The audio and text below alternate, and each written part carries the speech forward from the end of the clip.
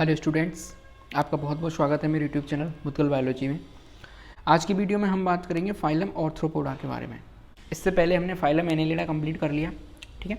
सारे फाइलम्स हम कंप्लीट करते जा रहे हैं। आज हम आर्थ्रोपोडा के बारे में पढ़ेंगे। तो जो आर्थ्रोपोडा फाइलम है ये सबसे लार्जेस्ट फाइलम है, ठीक है। एनिमल किंगडम की जो फाइलम्स हैं सारे, उनमें सबसे ज़्यादा बड़ा जो फाइलम है वो कौन सा है? आर्थ्रोपोडा, यानी कि सबसे ज़्यादा एनिमल्स इसके अंदर आते हैं। अब हम बात करते हैं इसके शब्द से हम क्या निकाल पाते हैं। तो देखिए, जो शब्द है वो दो शब्दों से मिलकर बना है। पहला जो शब्द है वो है आर्थ्रोन और दूसरा शब्द है पोडा। आर्थ्रोन का मतलब सीधा सा है, जॉइंट से होता है, ठीक है। आर्थ्रोन का जो मतलब है वो मतलब क्या है? जॉइंट्स। वहीं यदि हम पोडा की बात करते हैं तो पोडा तो हम शुरू से जानते हैं क्या चीज़ है? फुट। तो इसका मतलब क्या हुआ कि इनके जो फुट्स होते हैं, लेग्स जो होती हैं, उनमें क्या पाए जाते हैं? जॉइंट्स पाए जाते हैं, इसलिए इन्हें क्या बोला जाता है? आर्थ्रोपोडा, ठीक है। यहाँ पे जो बेसिक आप ये समझ लीजिए, जितने भी कीड़े मकोड़े, ज़्यादातर जितने एनिमल्स हम देखते हैं वो सभी के सभी आर्थ्रोपोडा में हैं। कुछ एग्जांपल्स यहाँ पर जैसे स्कॉर्पियन, बिच्छू, कॉकरोच, तिलचट्टा, स्पाइडर, मकड़ी, बटरफ्लाई, ऐसे बहुत सारे एग्जांपल्स हैं जो हम आगे डिस्कस करेंगे, जो कि किसके अंदर आते हैं? आर्थ्रोपोडा के अंदर आते हैं। चलिए हम इनके कैरेक्टर्स की तरफ बढ़ते हैं। तो जो सबसे इंपॉर्टेंट बात है इस फाइलम की वो ये है कि arthropoda is the largest phylum with about 9 lakh species, यानी कि इसकी 9 लाख प्रजातियाँ अब तक ज्ञात हो चुकी हैं, ठीक है। अगली इंपॉर्टेंट बात यह है कि इसके अंदर बहुत सारी लार्ज क्लासेज हैं जो फाइलम है आर्थ्रोपोडा, और एक इसकी क्लास है जिसका नाम है इंसेक्टा। इंसेक्टा क्लास के अंदर बहुत सारा जो एनिमल स्पीसीज़ है उसका मेजर पोर्शन ये लेके बैठी है क्लास, ठीक है। यानी कि क्लास इंसेक्टा के अंदर ही बहुत सारा जो एनिमल स्पीसीज है उन सबकी मेजर पोर्शन जो है, ज़्यादातर जो एनिमल है वो क्लास इंसेक्टा के अंदर आते हैं, ठीक है। इनके हैबिटेट की बात करते हैं तो ये सभी जगह पर रह सकते हैं। लैंड में रह लेंगे यानी धरती पर रह लेंगे, वाटर में, सॉइल में, सभी जगह पर, ठीक है।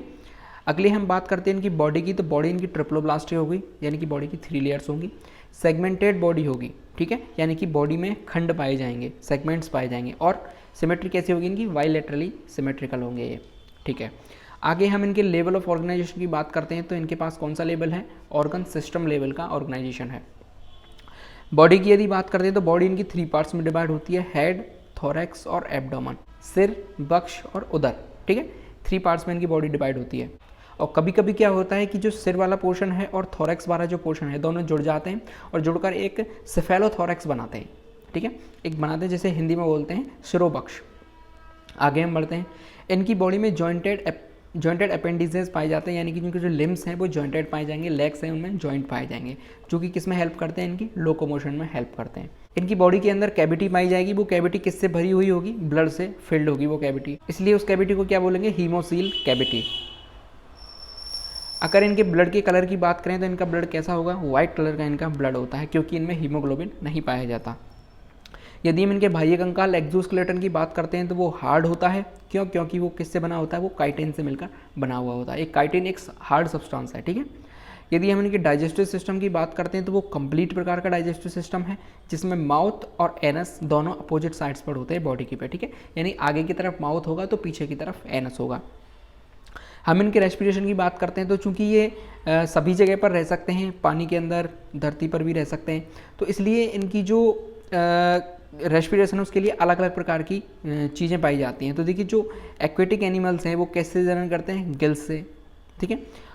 और जो टेरेस्ट्रियल फॉर्म में रहने वाले एनिमल्स हैं वो, उनके पास ट्रैकिया होती है या फिर बुक लंग्स होते हैं, ठीक है। तो वो इन चीज़ों से क्या करते हैं? बुक लंग्स होते हैं और ट्रैकिया, इनके द्वारा क्या करते हैं? वो रेस्पिरेशन करते हैं। यदि हम इनके सर्कुलेटरी सिस्टम की बात करते हैं तो ओपन प्रकार का सर्कुलेटरी सिस्टम इनके पास होता है, यानी कि किसी भी प्रकार की वेन्स या फिर ब्लड वेसल्स इनके पास नहीं पाई जाती। हम इनकी सेंसरी ऑर्गन्स की बात करते हैं तो इनके पास कंपाउंड आइज पाई जाती हैं, ठीक है। एक पेयर होता है जो कि इनके सिर पर रखा हुआ रहता है, वो किसका है? कंपाउंड आइज पाई जाती हैं।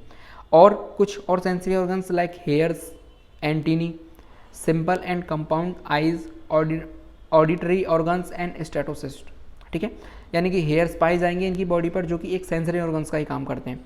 एंटीना पाए जाएंगे इनके सिर पर, और सिंपल और कंपाउंड आइज दोनों प्रकार की आइज पाई जाएंगी, और ऑडिटरी ऑर्गन्स भी इनकी बॉडी पर पाए जाएंगे, यानी कि जो सुनने के लिए जो ऑर्गन्स काम आते हैं उन्हें बोलते हैं ऑडिटरी ऑर्गन्स, और स्टेटोसिट्स जो कि बैलेंस बनाने के काम आती है, ठीक है। तो ये इनके सेंसरी ऑर्गन्स हो गए।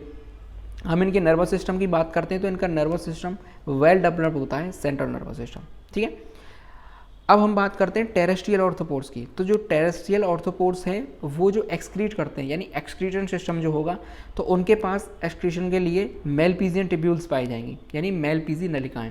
जब हम कॉकरोच को डिटेल में पढ़ेंगे तो वहाँ पर हमें पता चलेगा कि मेलपीजी टिब्यूल्स क्या होती हैं, किस तरह से वो वर्क करती है, ठीक है। वहीं यदि हम एक्वेटिक की बात करते हैं तो वो ग्रीन ग्लैंड्स या फिर कॉक्सल ग्लैंड्स जिसे बोला जाता है, इन दो अलग प्रकार की ग्रंथियाँ पाई जाती हैं। इनके थ्रू ये क्या करते हैं, एक्सक्रीशन करते हैं। इनके थ्रू ये क्या करते हैं, एक्सक्रीशन करते हैं।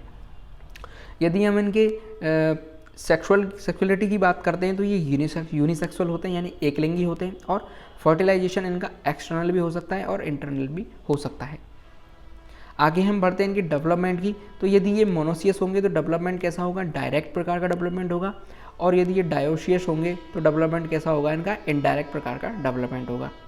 यदि हम इनके आगे हम बात करते हैं इनकी, तो ये मोस्टली कैसे होते हैं, ओविपेरस होते हैं, यानी कि ये अंडे देते हैं, जीव ये नहीं देते। अब इनके एग्जाम्पल की बात कर लेते हैं। तो देखिए एग्जाम्पल कई सारे हैं, क्योंकि इसमें जो एनिमल्स हैं वो बहुत सारे हैं, तो इसलिए इनके एग्जाम्पल ही बहुत सारे हैं। तो एग्जाम्पल को हमने हमारे हिसाब से अलग अलग प्रकार से बांट लिया है। तो कुछ इंसेक्ट्स ऐसे हैं जो कि जिनके इकोनॉमिकल इंपॉर्टेंस है, ठीक है। तो वो कौन कौन से इंसेक्ट्स हैं, जैसे कि एपीज जिसे बोलते हैं हनी बी, ठीक है, मधुमक्खी। एक होता है बॉम्बेक्स जिसे बोला जाता है सिल्क बॉम्ब।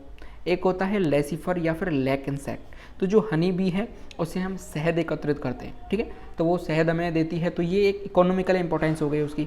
उसी तरह से हम बात करते हैं बॉम्बेक्स की या फिर सिल्क बॉम्ब की। तो सिल्क बॉम्ब क्या करता है, सिल्क बॉम्ब से हम रेशम कीट जिसे हिंदी में बोलते हैं, तो रेशम से कपड़े वगैरह बनते हैं, तो ये भी इसकी एक इकोनॉमिकल इंपॉर्टेंस है। ऐसे ही एक होता है लेसिफर या फिर जिसे बोलते हैं लैक इंसेक्ट या फिर लाख कीट, ठीक है, हिंदी में लाख कीट जिसे बोला जाता है। तो लाख एक प्रकार का पदार्थ होता है जो कि लैक इंसेक्ट बनाता है उसको, ठीक है। उससे क्या है, कड़े वगैरह चूड़े आपने सुना होगा, यदि आपके घर में जो मम्मी या सिस्टर होती हैं वो चूड़े वगैरह पहनती हैं तो वो कहते हैं लाख की चूड़ियाँ, ठीक है। तो वो चूड़ियाँ वगैरह किन से बनती हैं, लाख इंसेक्ट के उस जो प्रोडक्ट बनाता है उससे बनती है। ऐसे ही कुछ वेक्टर्स होते हैं, कुछ वाहक इंसेक्ट्स होते हैं, जैसे कि एनोफ्लीज, आप सबने नाम सुना है मादा एनोफ्लीज का। वो क्या कॉज करवाती है, ये बीमारी कॉज करने के लिए वेक्टर्स का काम करते हैं। तो मादा एनोफ्लीज मलेरिया के लिए कॉज करती है, ठीक है। ऐसी एग्जाम्पल है क्यूलिक्स और एडीज, दोनों मॉस्किटो हैं। क्यूलिक्स एक डिजीज़ कॉज करता है, जिसे डिजीज़ होती है जापानीज़ इंसेफेलाइटिस। इसके लिए ये वेक्टर का काम करता है। इसका जो वायरस है जापानीज़ इंसेफेलाइटिस का, उसको ये मॉस्किटो जो है लेके आता है, किससे, वर्ड्स से। वर्ड्स में वो पाया जाता है वायरस, ठीक है। ये उसके ऊपर फीड करता है, वर्ड्स के ऊपर, ठीक है। तो वहाँ से ये वायरस को लेके आता है, और जब ये ह्यूमंस के अंदर उसको वाइट करता है तो वायरस यहाँ पर आ जाता है। तो ये क्या काम किया इसने, वेक्टर्स का काम किया, ठीक है। ऐसे ही एडीज़ हैं। एडीज़ मॉस्किटो किस किस को कॉज करता है, जैसे जीका वायरस हो गया, डेंगू, चिकनगुनिया, येलो फीवर, इन सब के लिए वेक्टर्स का काम करते हैं ये मॉस्किटो, ठीक है। ऐसे ही एक ग्रीगेरियस पीस्ट, ठीक है, ग्रीगेरियस पीस्ट क्या एक एग्जाम्पल है जिसका नाम है लोकस्ट या फिर लोकस्टा। आपने नाम सुना होगा, अभी हाल फिलहाल जब लॉकडाउन चल रहा था तो उस बीच में एक टिड्डियों का दल पाकिस्तान की तरफ से आता है, तो वो जो टिड्डियाँ हैं उसको ही क्या बोला जाता है, लोकस्टा या फिर लोकस्ट, ठीक है। तो टिड्डियों का दल है, ये एक तरह से क्या करते हैं, पूरा दल इनका समूह आता है और समूह आके पूरी फसल को नष्ट कर देता है, इसलिए इन्हें बोला जाता है ग्रीगेरियस पीस्ट, ठीक है। ऐसे ही एक लिविंग फॉसिल है जिसका नाम है लिम्यूलस या फिर किंग क्रैब जिसे बोला जाता है, राजा केकड़ा, साधु केकड़ा, ठीक है। ऐसे तो अब हम एक एक डायग्राम देख लेते हैं। तो देखिए ये वो टिड्डी है जिसका पूरा दल चलता है, पूरा समूह इनका एक साथ चलता है और पूरी फसल का ये सफाया कर देते हैं, ठीक है।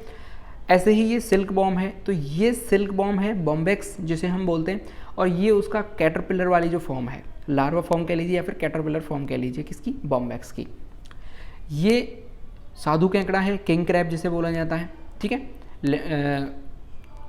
लिम्यूलस जिसे बोला जाता है, ठीक है, और ये हनी बी है। तो इस तरीके से हमारा जो बहुत ही सिंपल तरीके से मैंने आपको फाइलम आर्थ्रोपोडा को आपको कंप्लीट करा दिया है। आई होप आपको सब कुछ समझ आ गया होगा। फिर भी आपको इससे लेके कोई डाउट है तो आप मुझे नीचे कमेंट करिए, मैं उसमें आपका सॉल्यूशन करवा दूंगा। अगर आपको वीडियो अच्छी लगी हो तो लाइक ज़रूर कर दीजिएगा, चैनल को सब्सक्राइब जरूर कर लें, और देश से प्यार करें, माता पिता से प्यार करें। जय हिंद।